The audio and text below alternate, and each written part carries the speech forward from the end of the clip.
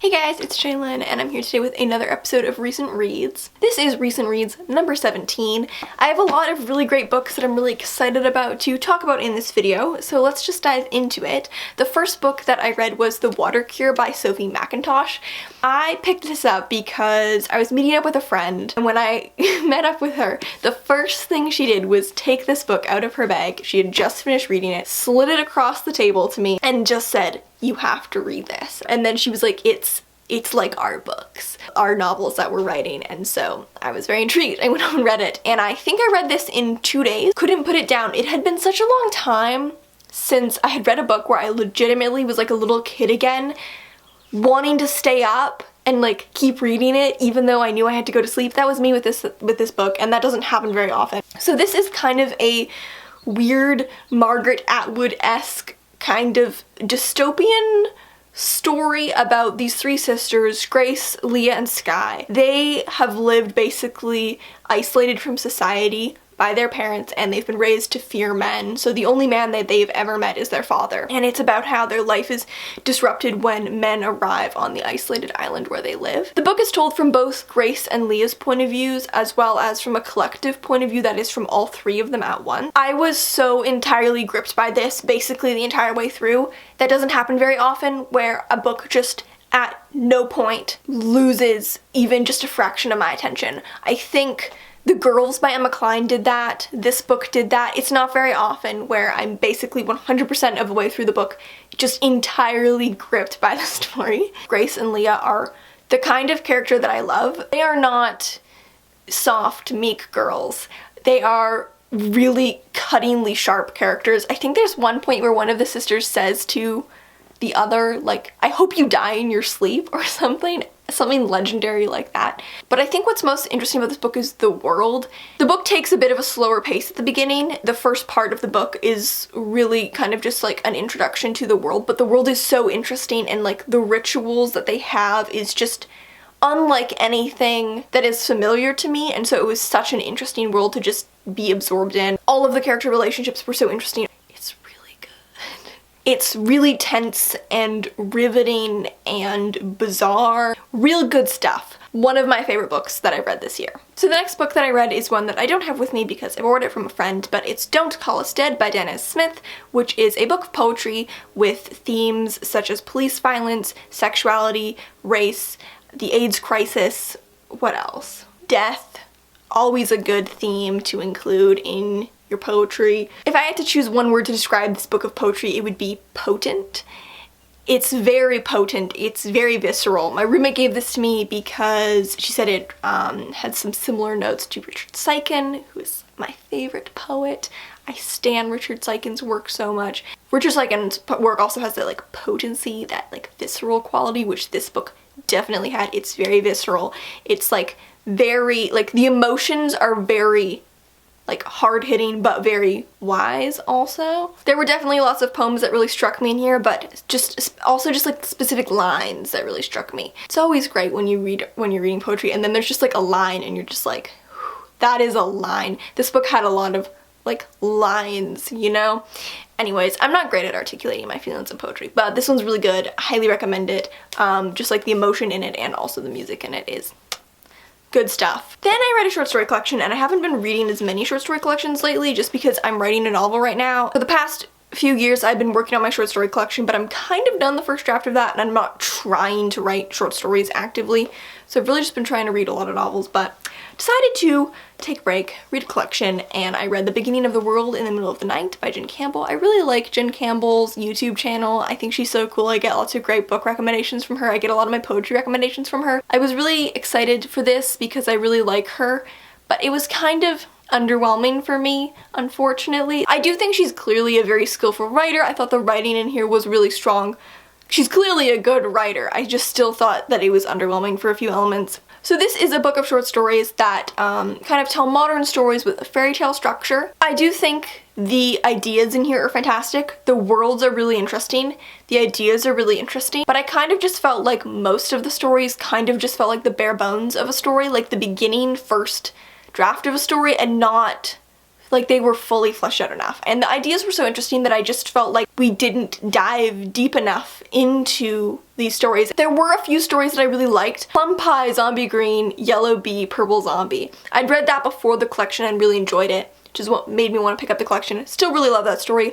I also really liked Margaret and Mary at the End of the World. What I really wanted from this collection was just more depth to the stories, because they just felt kind of thin. So then I read another book that I didn't really like, and it was The Nightingale Won't Let You Sleep by Stephen Heighton. Why do I own this? I'm pretty sure I bought this a long time ago off Book Outlet.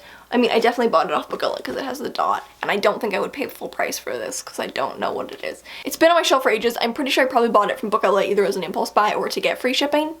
But I've seen it in bookstores a lot. I didn't really know what it was about, but I had no reason to think it would be bad. But something compelled me to pick it up out of nowhere. I was like, well, maybe I should read that book that's been on my shelf for years. It just wasn't for me. I do believe that there is a target audience for this book. I don't believe I am the target audience. So this book basically follows this man. He's a Canadian soldier, but after witnessing this tragedy, he's on rest leave in Cyprus, and then something else happens, sends him to this like town, Greek Cypriot town of kind of like refugees and exiles. Anyways, like I said, there's a target audience for this book and I wasn't it. I thought the writing, just like the prose, was good. Like there was some good quality writing, but I just didn't care about any of the military stuff. I really don't care about the military. This book is so heavily focused on the military that I was like, I thought the main character was the most interesting character, but there were so many other side point of views that just focused on like this like military thriller side of the book, and I was like, those characters were not interesting to me at all. Maybe it's personal bias, but there were some other kind of personal drama storylines going on, but I just wasn't invested enough in the characters to be invested in those storylines. The setting was well captured, and I thought that like, the prose itself was fine, but just in terms of plot and character, I was not invested at all. So this one was not for me. So the next book that I read I don't have with me just because I've currently lent it to a friend, but it's Fever Dream by Samantha Schweblin. So I picked this up because an editor that I was working with, and I'll leave a link to those videos in the cards, I was working with an editor through Readsy on my short story Kudzu Girls, and he recommended that I read this. And his specific suggestion was to read this because it's an example of literary horror, but what he specifically recommended it for was that this book is the kind of book where it doesn't ever really show you anything, but it's really disturbing because it's withholding.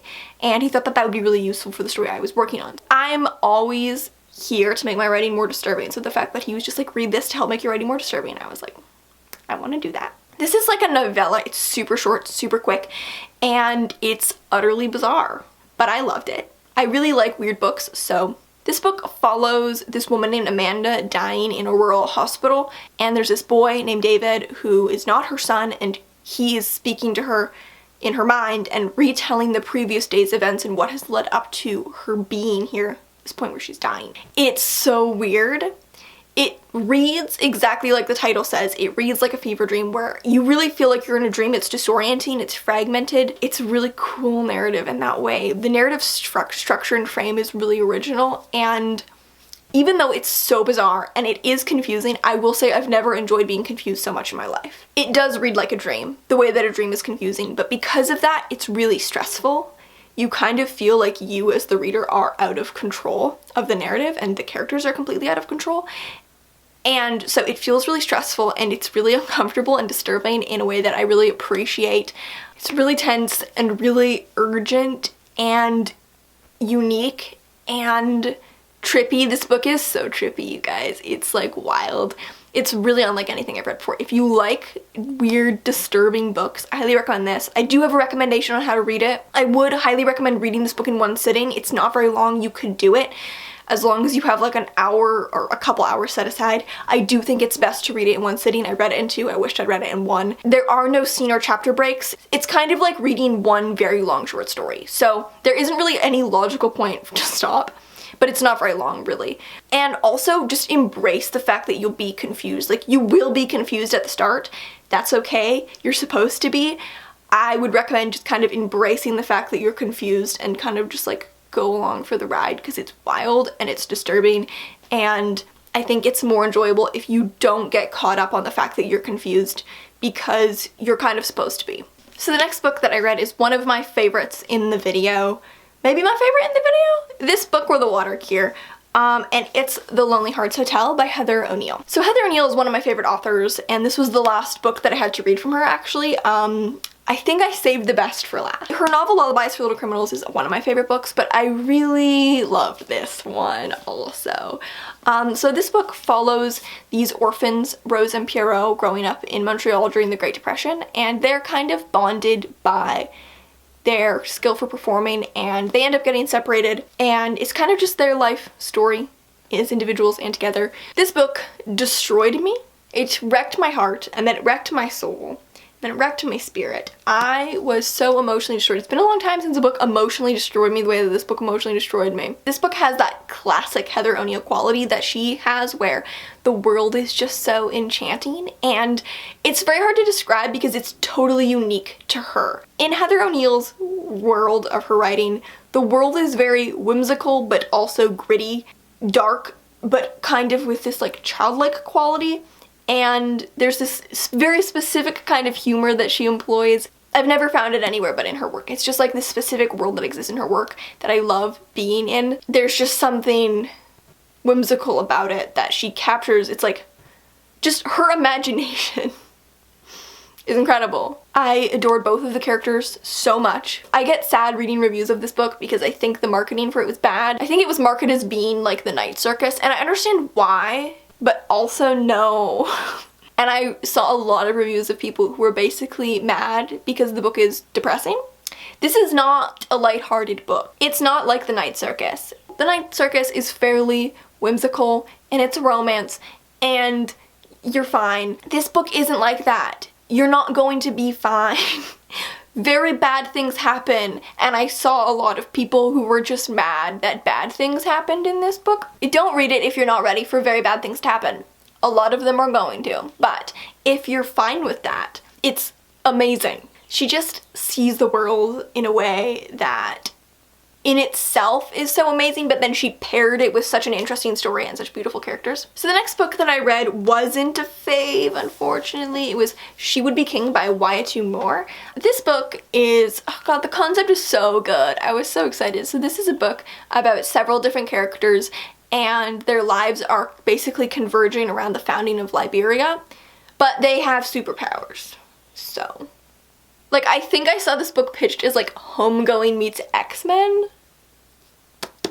Bravo. So I think Moore is clearly a good writer. Like, the writing is, there's some good writing. The writing is solid. The characters felt very underdeveloped. I didn't really feel their presence on the page, you know? Like, we knew stuff about them. We kind of follow the characters since childhood, so like we know quite a lot about them, but it's like they didn't fully exist on the page. Bessa was the character that I thought was the most well-developed and the most interesting character, but I still felt like she wasn't quite fully realized. I did like her character the most because I think she subverted expectations in a really interesting way. Just none of the characters really felt fully like they were really breathing. The plotline also jumps around a lot. There are a lot of big time skips, and time skips can be done well, but I just felt like I never fully settled into the story. Anyways, some good writing, but ultimately I just kind of found this underwhelming. Then I read another book of poetry, and it was Death by Sex Machine by Franny Choi. So I've been wanting to read Franny Choi's work for a while, and this is her chapbook, so it's like super short, and it's so good. Can we take a moment for how good this book is? Okay, we've had our moment. I'll continue. This is a very like unified collection. Like, the form and themes are very, very unified, and it's basically about the depiction of Asian women in media through the vehicle of cyborgs. Like, she's using cyborgs as her vehicle to discuss this topic. This is one of my favorite books of poetry. So good. What I really love about this chapbook is that she hasn't just written good poems, she's written a good book of poems. Like, the poems all work together and speak together in such a unified way that I don't feel like I'm reading a book of a bunch of good poems. I'm reading an entire whole work that's like really unified and really good in itself. Each individual poem is amazing, but it's even greater than the sum of its parts because of how the poems work together. She's also using a, by definition, unemotional vehicle, cyborgs and robots. Through that, she creates something really wise and emotional. I will be picking up her book, Soft Science, which I believe is kind of like an expansion on this, I think, as soon as possible. I'm kind of on a book buying bin right now, but as soon as I'm allowed to buy books again, June, I will be reading Soft Science. If you like poetry, I cannot recommend this highly enough.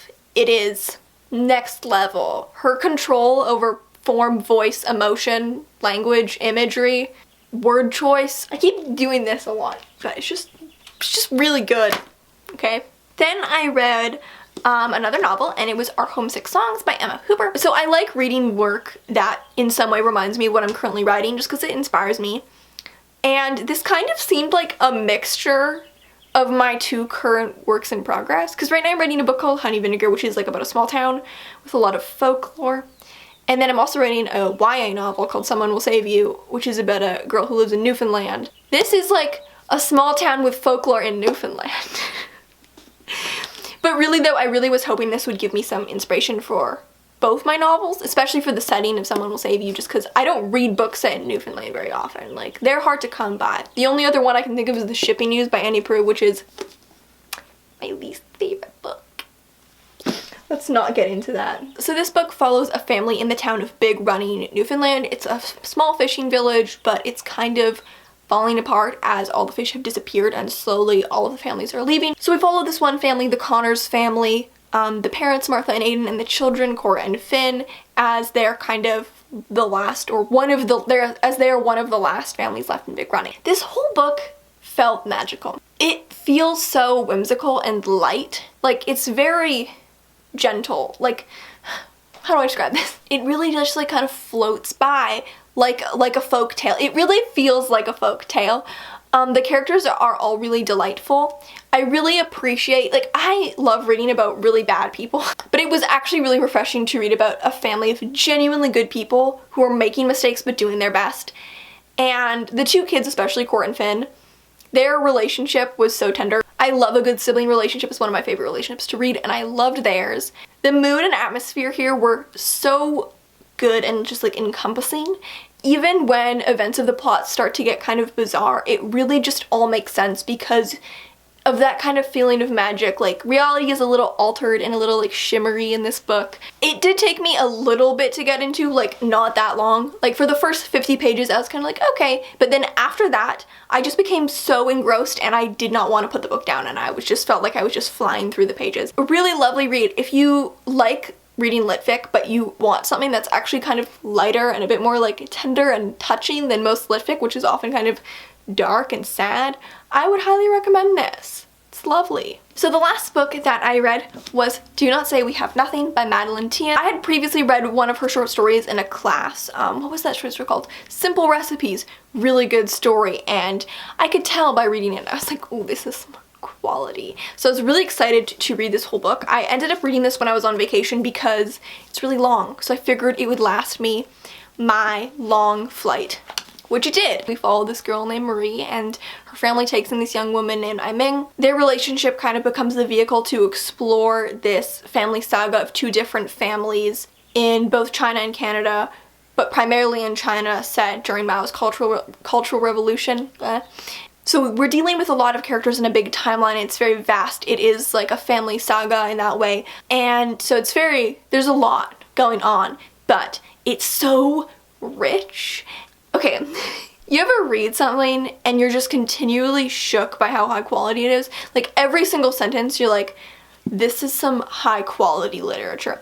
That's this book. Like, the writing is just so quality. In all ways. The prose, so polished, so clean, but so rich. The characters, incredibly well rendered. They felt so real, human, subtle, textured. She does characters in a way that reminds me of Chimamanda Ngozi Adichie, where she manages to like find that little like bit of humanity in them and characterize them without any extreme kind of quality, where it's like very subtle but very real. And I appreciate that kind of characterization so much, and she does it so well. When I say the characters felt real here in a way that is different than in your average book, like A lot of writers can make their characters feel real, but these characters felt real. Really real. And it was the same with the relationships. All of the relationships were so subtly, complexly well rendered in a way where like it was just like really good showing, really good emotion. So good!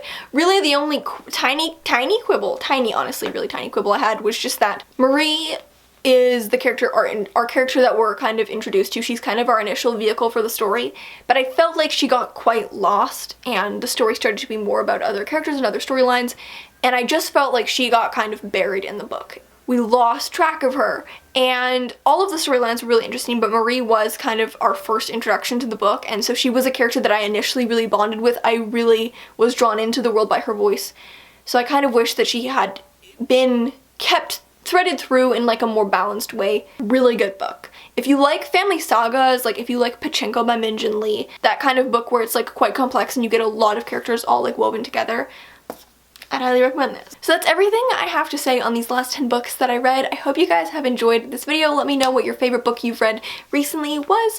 I've been reading so much good stuff lately. It has just been a great reading year. Not to brag or anything, but I've just been reading really good stuff. It's not my fault, it's the fault of all these cool authors who are writing good books for me to read. Thank you so much for watching, and what's my normal outro? If you have any questions, you can always send me an ask on Tumblr, and I will see you in another video. Bye!